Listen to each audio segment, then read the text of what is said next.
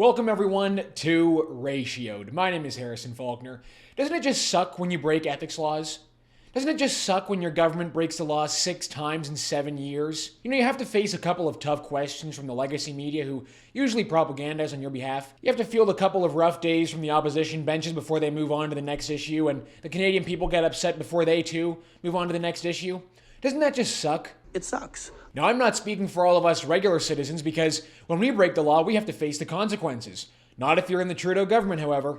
Wouldn't it be nice to experience, just for a few days, what cabinet ministers in Justin Trudeau's government get to experience? Getting to live by a whole other set of rules than the rest of us? Well, Justin Trudeau is doing his annual end-of-year media circuit, sitting down with CTV News, CBC News, and some no-name podcast to field some softball questions. And some of the answers to these softball questions, although not surprising, are pretty insightful into how he thinks as Prime Minister. Stick around also for the Ratio of the Week Award, the final Ratio of the Week Award before we hand out the Ratio of the Year prize, which we will be doing on December 30th. As always, drop a like on the video, help us out by subscribing to the True North YouTube channel, and the comment question for the episode is this. With Christmas right around the corner, if you could give the Prime Minister one Christmas gift, what would it be? All right, let's get into it. Now, just take a look at how Justin Trudeau responds to this question from CTV News about his 6th and latest ethics violation, his government's 6th ethics violation. He really seems concerned about how Canadians view his government, doesn't he? A government that has seen its share of ethics breaches since taking office.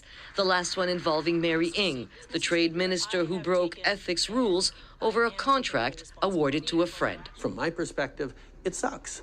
Who responds to a question about your own employees breaking the law like that, let alone the Prime Minister? Who responds to a question like that? Oh, it just sucks. I mean, they are employees, but they're kind of more important than that, right? They're cabinet ministers. They're federal cabinet ministers, and they've broken the law now 6 times. Oh, it just kind of sucks. It sucks, doesn't it, when we break the law? But it gets better than that. Just hold on. Although it sucks when our government breaks the law, the system is clearly working. That's what Justin Trudeau told this CTV News reporter. We have a system that has the kind of accountability and transparency that works, and that is clear to reassure Canadians that if someone is taking advantage of the system, either deliberately or by accident, they'll get caught and called out on it. And that's an example of the institutions working. Can't you guys just feel the system working? I mean, it's clearly working for them when they can enrich and stuff the pockets of their friends at our expense while facing no consequences. Truly incredible stuff.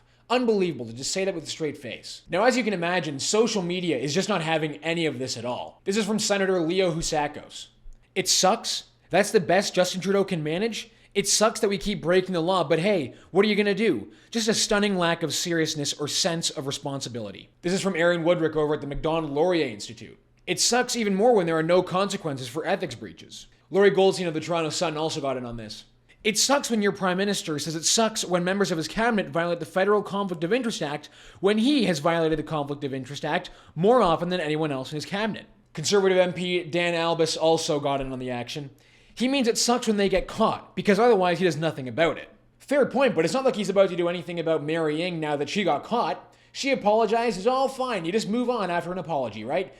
Whether or not they get caught is not the question here. He just doesn't care anymore, clearly. And here's Senator Denise Batters as well.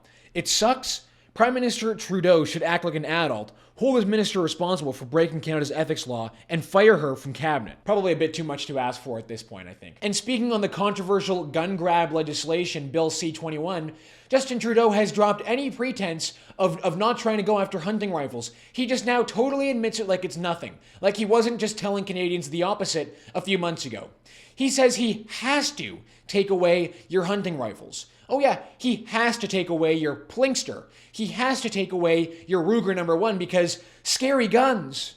A year of challenges and divisive issues that remain unresolved, including the controversial Liberal government's gun ban, with Justin Trudeau admitting that some of those rifles, even those used legally by hunters, will be banned. There are some guns, yes, that we're going to have to take away from people who were using them to hunt and say, but we're going to also make sure that you're able to buy other guns from a long list of guns that are fine for hunting. It's such a weird way to talk about the legislation, too. No one is forcing him to take away hunting rifles that aren't committing any crimes. He just wants to. He just wants to do that, but he says, oh, well, we're going to have to take away your hunting rifles. Sorry about that Canadian who doesn't commit any crimes. Sorry about that hunter. Sorry about that sports shooter. We're just going to have to take away your guns. I also hope none of you were expecting the Prime Minister to have learned anything from the Freedom Convoy protest. Just listen to how he responds to this question from CTV News. No movement, no shame. He is sticking to his message. He's sticking to his line of small fringe minority, tinfoil hat wearing conspiracy theorist. Absolutely shameless. A year of unprecedented events. The occupation of Ottawa by the so-called Freedom Convoy, protesting vaccine mandates with calls to overthrow the Trudeau government. You had said at some point during those protests that the protesters were part of a fringe who believed in conspiracy theories and wear tinfoil hats. I don't and I won't apologize for calling out people who were harming their fellow Canadians. And lastly, Justin Trudeau sat down for a podcast interview with his friend Terry DeMonte, former radio host based out of Montreal. Now, this is the softest interview I've ever listened to, by the way.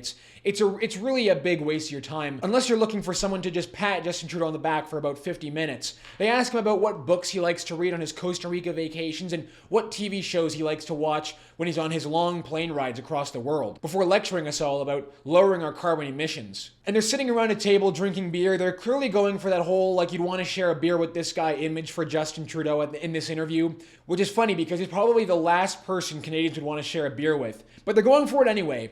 And listen to the question Terry asks Justin Trudeau. He asks him about the Freedom Convoy and what his life was like during the Freedom Convoy. What was it like as a person during this crisis? No wonder he got this interview asking questions like this. I'm curious about you as a person. Like, we all have a day at the office, right? You come home and your wife says, how was your day? And a lot of people bring pressures home from work and whatever. I want to know where are you? Like, are you in the office and are people standing around you giving you constant information? Like, how do you cope during those 2 or 3 weeks? It's a 24/7 gig. How do you cope with a crisis of that nature as a person? But during those 2 or 3 weeks, yes, the convoy was going on outside Parliament's windows. But I was busy governing Canada. Right. I mean, like there's still, a threat of a rail strike in this town. There's still legislation that has to pass independently of that. There's still international summits and events that I have to attend virtually in this case. There's still, policy objectives we're having to fulfill on healthcare, on things. So, yes, the convoy was a piece of all, like every day I'd get briefings and updates on what the police was doing or wasn't doing. But we ended up doing that while you're doing all the regular things of government. So, first of all, what is Justin Trudeau doing with his hand on the table there? Strange. But notice there, he says he was busy governing the country. Oh, what a great leader. He's busy governing the country during the Freedom Convoy protest. Interestingly, he failed to mention the fact that he fled Ottawa to Harrington Lake with a very serious bout of COVID, as we all know. He was very sick with COVID. He also forgot to mention that while he was governing Canada, as he says, he was also caught skiing.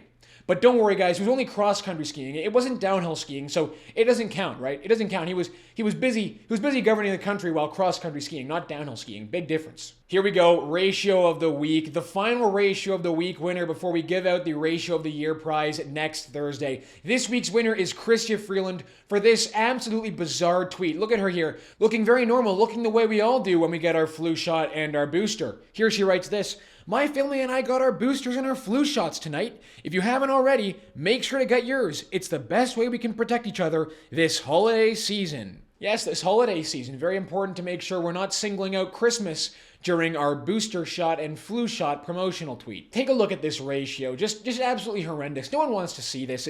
It's almost like rude how bad this was. Look at this. 22.7 thousand replies. Only 5,414 likes. It is like I said, I mean, that's pretty ruthless stuff. We're going to go through some quote tweets. We're going to go through some replies. Here we go. We got some good ones here. Tell me exactly how it's the best way to protect each other when it doesn't stop transmission. Go on, Chrystia Freeland. Answer. I'll wait. Zuby quote tweeted this and made a great point, something that we'd all just love to see. Times are a-changing, folks. It's heartening to see these types of posts get ratioed now. Certainly wasn't like that 12 to 24 months ago. The tide has turned. Jack Posobiec also got in on the action. How about no?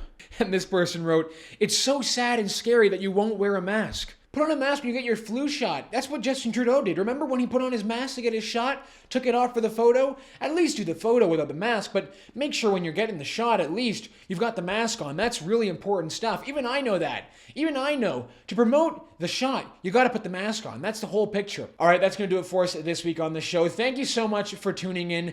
Thank you for being a great, loyal viewer of the show. Have a great Christmas, everyone. I'll catch you on December 30th for the Ratio of the Year prize. My name is Harrison Faulkner, and this is Ratio.